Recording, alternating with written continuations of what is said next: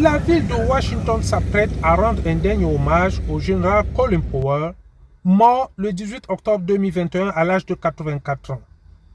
Le bâtiment que vous voyez ici s'appelle The Washington National Cathedral ou bien la cathédrale Saint-Paul-et-Pierre de la ville de Washington DC. C'est ici que la cérémonie d'adieu se tiendra devant les membres du gouvernement américain et surtout devant les Washingtoniens. À titre de rappel, cette cathédrale est située dans un quartier qu'on appelle Wisconsin. Il est le plus souvent choisi pour rendre un dernier hommage à de très hautes personnalités américaines et célébrités dans la ville de Washington DC. On peut citer par exemple l'hommage rendu au président Ronald Reagan, George Bush père et au sénateur républicain John McCain. La cérémonie d'adieu se tiendra en privé, suivie d'un protocole bien sécurisé, car le Covid-19 continue à faire beaucoup de décès et l'accès au siège est donc très limité. En dehors de son excellent parcours militaire, le général Colin Powell avait toujours mis l'Amérique au-dessus des ambitions personnelles.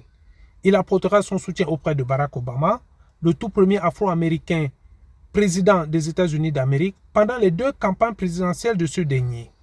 Puis, il reviendra encore en force pour soutenir Joe Biden pendant l'élection présidentielle de 2020.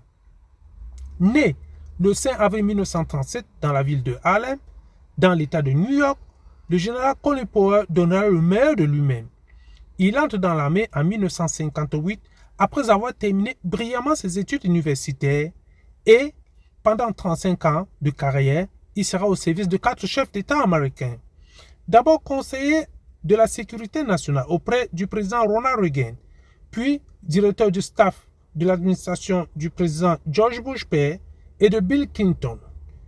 Enfin, il sera secrétaire d'État américain sous l'administration du président George Bush Jr. et deviendra alors le tout premier afro-américain à occuper ce poste. Après avoir reconnu ses erreurs, quelques années plus tard, le général Colin Powell présentera ses excuses devant le monde entier, car lors de l'attaque terroriste survenue pendant le mois de septembre 2001, il avait favorisé une action militaire américaine contre Al-Qaïda et avait aussi encouragé l'invasion de l'Irak devant l'ONU en présentant les preuves qui démontraient que le dictateur irakien Saddam Hussein possédait les armes de destruction massive. Malheureusement, cette justification reposait sur les mauvais renseignements. Demander pardon n'est pas signe de faiblesse. Combien de chefs d'État du monde entier et au cas du monde entier qui ont eu le courage de le faire? Parfait Thierry Mousse depuis le Washington National Cathedral pour Direct 7 Afrique, Washington DC.